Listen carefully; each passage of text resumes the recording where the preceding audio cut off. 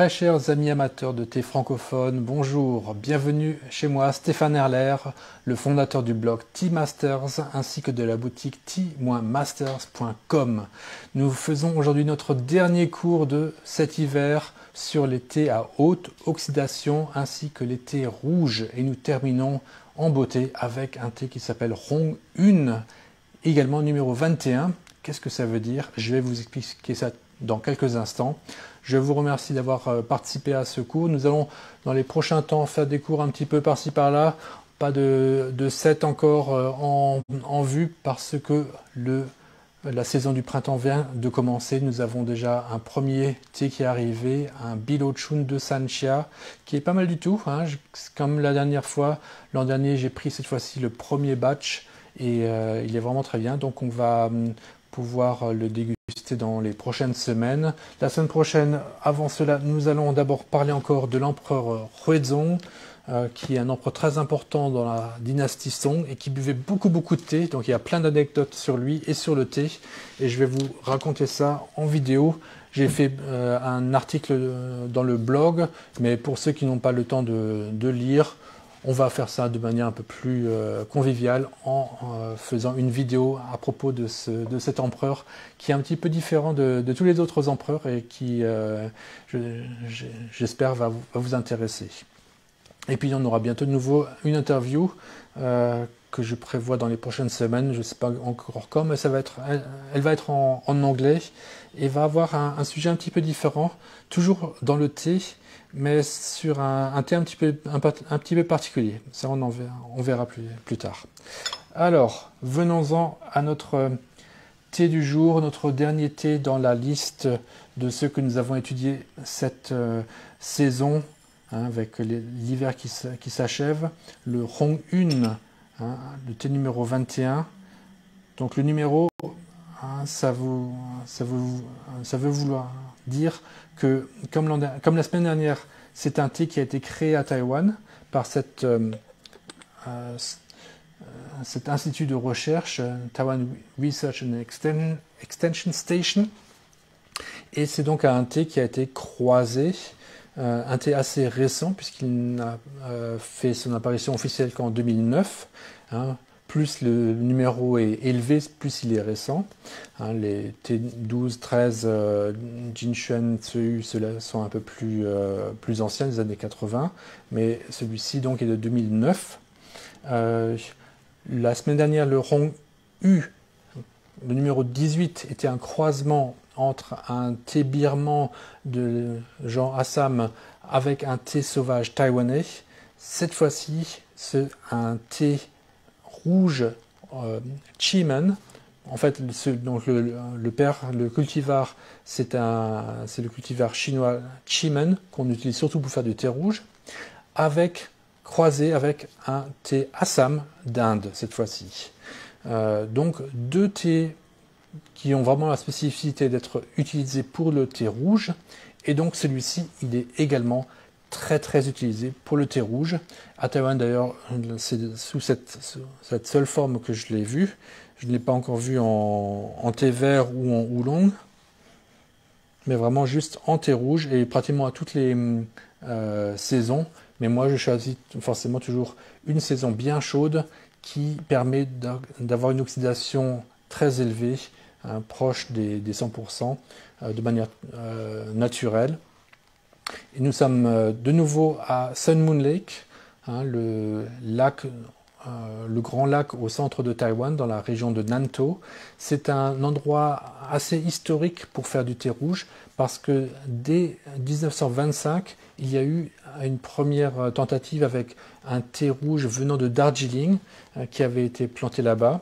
En 1930, c'est là-bas que les Japonais ont créé cette société Jedong, qui ressemble un petit peu en sonorité à Lipton et qui devait lui faire concurrence avec les thés rouges.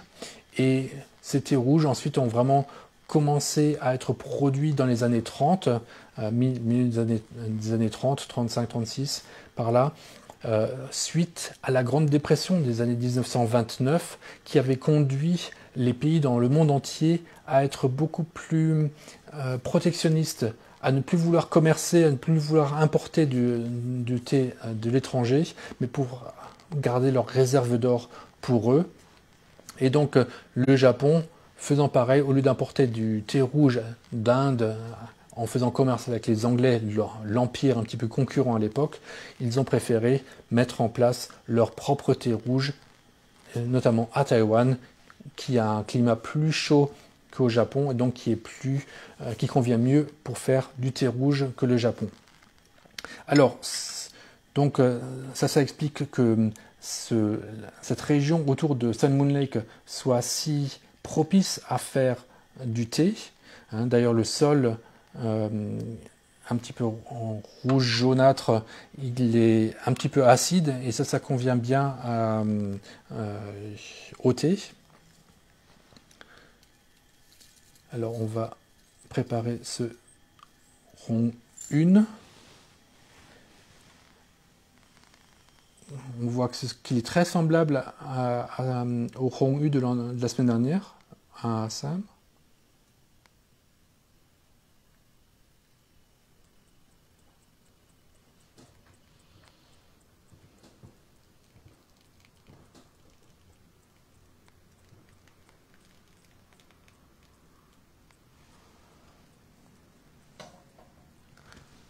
Un instant.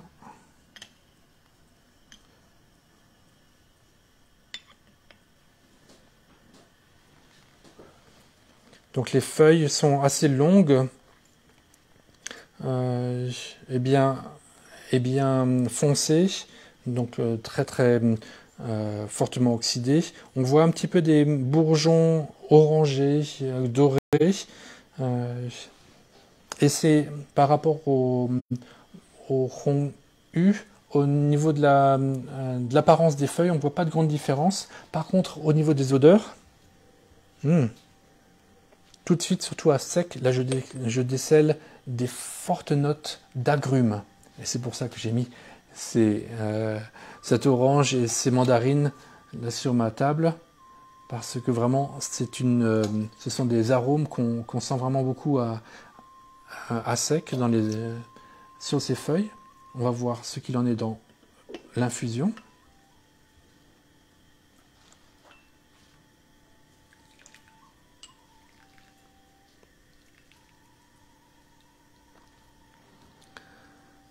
Donc la signification du nom de Rong Un, Rong ça veut dire rouge et Un ça veut dire en fait la longueur en bouche, l'aftertaste, une.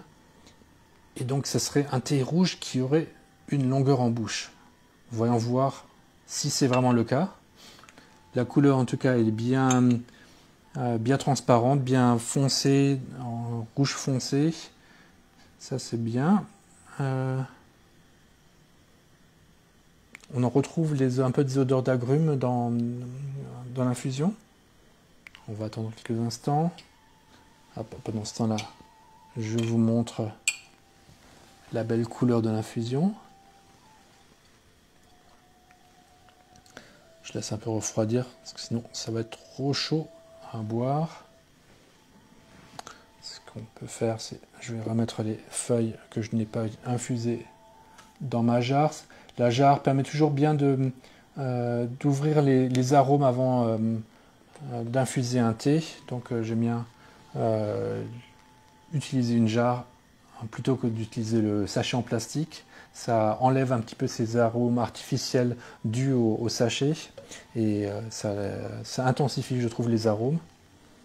Voilà. Effectivement, il y a des odeurs...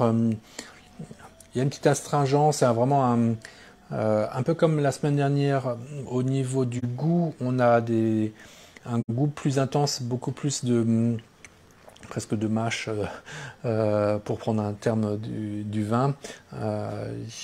On a plus un petit peu d'amertume aussi, mais pas mal d'astringence qui donne beaucoup plus de corps à ce thé, et donc très différent des thés rouges ou à haute oxydation plus doux qui sont plus proches des houlons. Donc là, il a quand même un côté un peu plus Assam, mais du fait qu'il y a cette composante du Qimeng, il y a une plus grande complexité au niveau de la palette aromatique, avec ces notes d'agrumes, ces notes de fruits rouges aussi. Et ça donne quelque chose de plus fin, avec une sensation de meilleure longueur en bouche pour sauter. Alors, comme il est assez puissant, celui-là aussi, il faut faire un petit peu attention à sa concentration. Là, c'est toujours selon vos goûts, selon que vous êtes le matin, que vous avez besoin d'un thé très fort pour vous réveiller, ou bien que vous êtes le soir et que vous voulez finir en douceur, là, mettez-en plus ou moins. Mais là, en tout cas, pour le tester, vous pouvez voir que je n'ai pas trop lésiné avec les feuilles. Et comme je suis à la fin de mon paquet, j'ai eu pas mal de feuilles, des brisures de feuilles. Et ça intensifie un petit peu encore le goût du thé. Si vous goûtez le haut du paquet, il y aura un petit peu moins de cette astringence. Et à la rigueur, si vous goûtez la fin, il serait peut-être plus raisonnable d'en mettre un petit peu moins, vu que les arômes sortent plus en même temps quand les feuilles sont brisées, alors que quand les feuilles sont bien entières, là l'infusion se fait plus douce, plus délicate, et elle prend plus de temps, les arômes prennent plus de temps pour sortir. Voilà, mais donc c'est un thé qui est nouveau, qui est propre à Taïwan, ce Hong-Un, on ne le trouve pas ailleurs. Il est également créé pour un petit peu capitaliser sur cet intérêt qu'ont les consommateurs à partir de 2006 pour les thés rouges de nouveau à Taïwan, grâce à cette compétition qu'il y a eu, grâce au Jin Junmei qui a rendu le thé rouge de qualité de nouveau populaire. Et ça permet de sortir de cette alternative entre thé rouge chinois ou indien. Là, on a un thé rouge qui vient de Taïwan, qui vient en plus d'une région historiquement productrice de thé rouge, la région donc de Sun Moon Lake. Et on a vu qu'elle redevient un petit peu à la mode aussi avec le Hong-U. On a même encore du Assam qui est planté là-bas. Mais je dirais au niveau de la qualité, au niveau des prix aussi, c'est le Assam est en bas, Hong-U, Hong-Un. Donc là, on finit avec ce qu'il y a de mieux. Mais si vous aimez bien ce genre de thé rouge, il y a d'autres thés rouges encore à Taïwan, comme le thé rouge de Alishan que nous avons bu au tout début de ce cours, qui lui est basé sur un cultivar oolong qui donne encore vraiment un caractère très différent. Et puis les thés oolong à haute oxydation comme les beautés orientales de Sinju ou bien les concubines qu'on peut trouver également à Sinju ou bien dans les hautes montagnes, voire